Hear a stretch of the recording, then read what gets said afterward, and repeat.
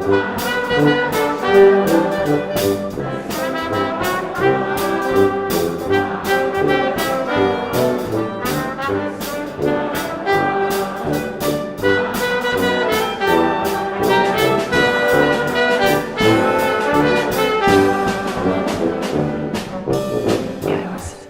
little kid, I was 6 years old, and I remember there seeming like there were a lot of people, and we were walking up the hill and through neighborhoods, and I remember asking my mom, what must people think is happening?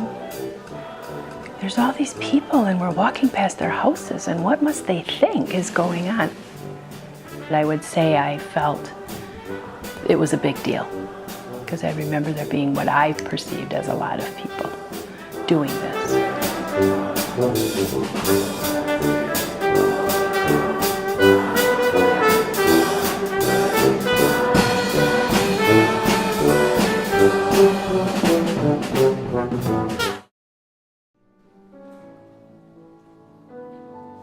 I remember that church more, being a kid in that church and going to Sunday school, and I remember that building more. I remember that big brick church. My memories of that church are everything, that a kid would remember. I remember the Sunday school rooms. I remember the Sunday school Christian education director, Ruth Zimmerman. I remember Mrs. Zimmerman.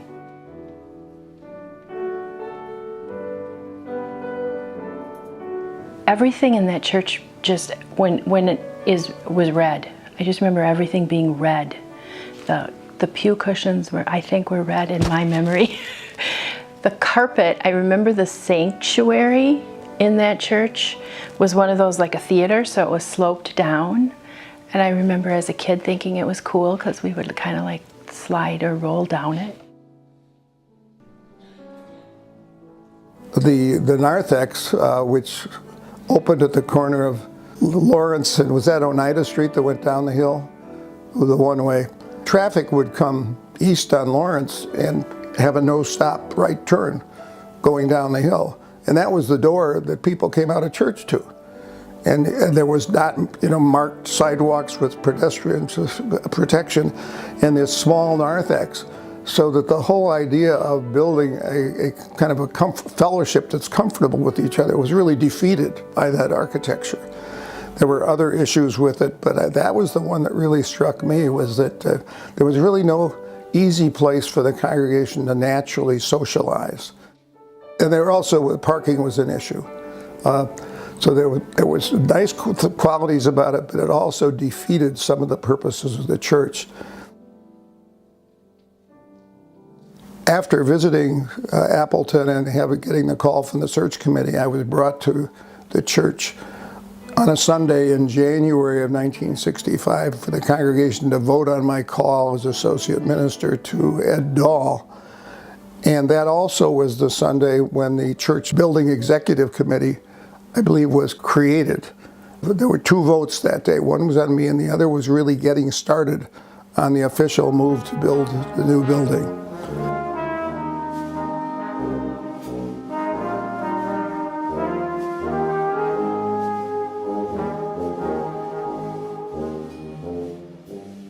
I think we had about 3 carloads who went down to Chicago early in the morning on May, and then spent the rest of the day at the convention. There were all sorts of displays of new churches by architects from all over the country. They came back with a lot of ideas, and that resulted in a decision to select an architect. And one of the architect that was selected was an architect they had learned about at that May meeting, Sovik, Mathry, and Madsen out of Northfield, Minnesota. And we became involved with an architect. And I can remember 5 of us driving and spending the weekend viewing some of the churches that they had designed and were near what we were thinking of. And the architect, Sewell Mathry, the company had a small plane, and the architects were all licensed pilots. So we would fly over every Friday afternoon to Appleton and have a late Friday afternoon meeting with the building committee. And this happened 7 or 8 weeks in a row.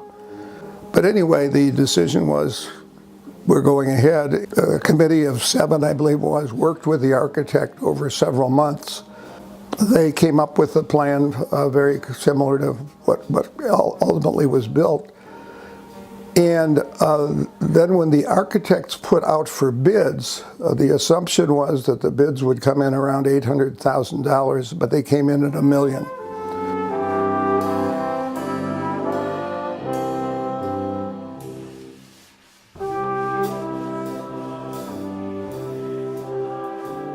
But I think the congregation was very willing to go along with something different, because we'd been in the old church for so many years, and this was going to be so different and, shall we say, with the times as they're going.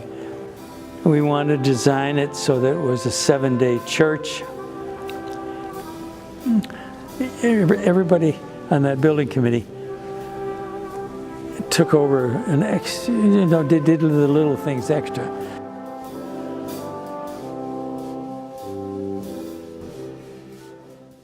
Early in that process, the church had secured the services of a fundraiser, Jack Jones, and he had a very full plan for fundraising, which rotated around developing a very clear, simple brochure for the congregation, and then having a congregational dinner, catered dinner. Jack hired a whole group of women hostesses, and they invited people to sit at their table at the congregational dinner, after which there was a 45-minute program. We had 640 people at the middle school on the south side of the river for that fellowship dinner, which was the kickoff for the fundraising drive.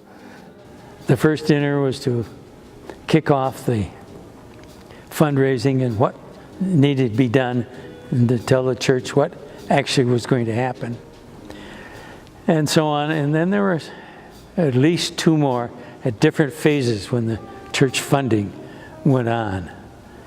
We had to raise money quite a few different times.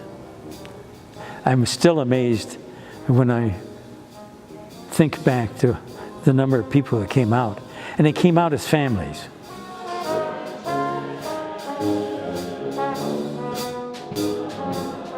There was a spirit of, we're going to, this is really something that we can do and will do. And as I recall, the goal of the drive was $500,000, and the total pledges, some of which had come in ahead of time, were $646,000. The enthusiasm for raising money really came out.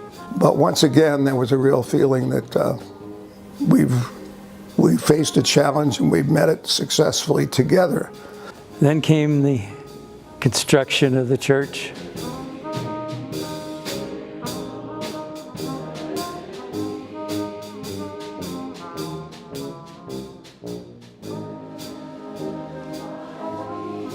Ed Douglas at that time, who did a great job with overseeing the construction, and the committee that I was a part of. But because of the funding issue, there was a delay on building the east building and putting in the bridge until the second pledge drive was completed, and then that process could begin to go forward. So the initial building construction was on the west side. The initial thought was that the ravine would be filled and used for parking, and the building would be located on the west side. The ravine was a great place that we thought the green space could be used for many, many things.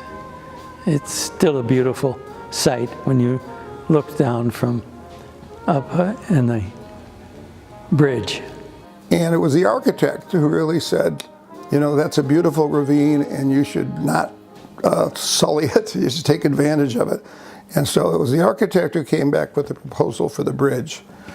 And actually up until then, Appleton had been pretty much one that when they needed extra space, they would fill a ravine like the Lawrence College athletic field, which is one of the last ones done before the church. So the church really made a step in a new direction for the whole region with the ravine. But that also made for an easy decision as to where to hold off on construction. You could build the main building, and as with the building of the church, nothing good happens without a little bit of stress and conflict. Which is another way of saying that while the church was getting a new building built, the program went on.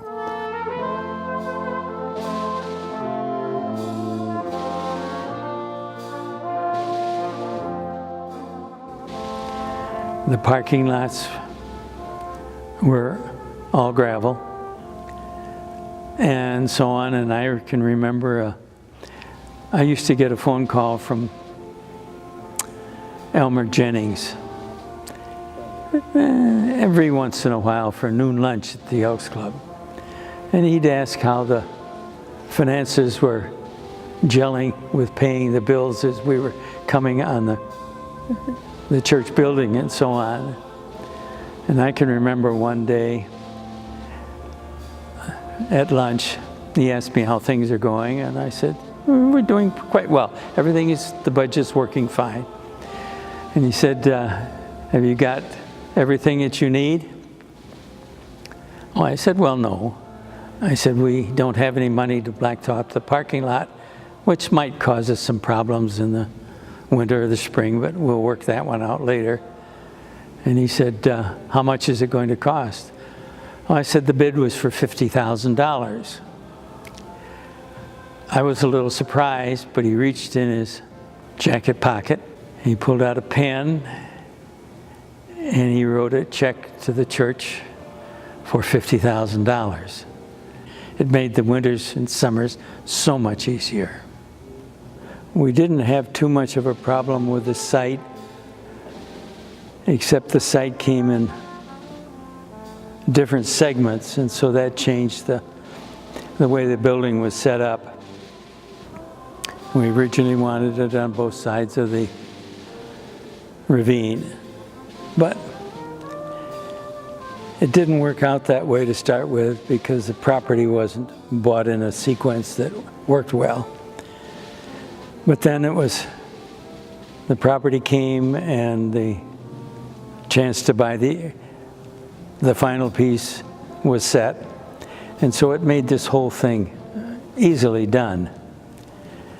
And I'll always recall that on the first Sunday we had worship at the new church, the congregation came out of the sanctuary in that long, wide fellowship corridor there. And people just hung around and talked, like for 45 minutes or an hour, because they had never had the chance to do that before. And it just showed that this is something that people were really hungry for. And the church right away met that need.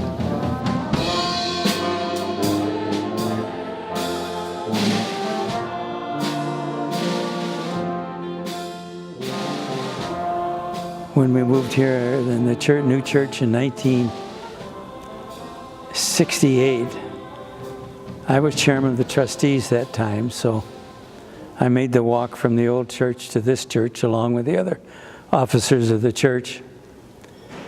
And I was 42 at the time. On the Sunday that the church opened here, all the church officers and the committees, and anybody who wanted to walk. So the deacons brought something. We started the church service over there and walked all the way over here. Most people drove, of course, and finishes the services here. Lots of kids marched and so on. Our children all marched, but a lot of the church school marched over, came down the United Street Hill and across, how'd we come up? East South River? They walked over and the first church services were here that Sunday. And that's, I guess what impressed me was that we had a bunch of people who were practical people and were able to work together and figure things out. And we didn't wind up with these, immovable groups on issues that were dividing things. We had a few people like that, but the large majority of the church was willing to listen and find ways to cooperate and move forward.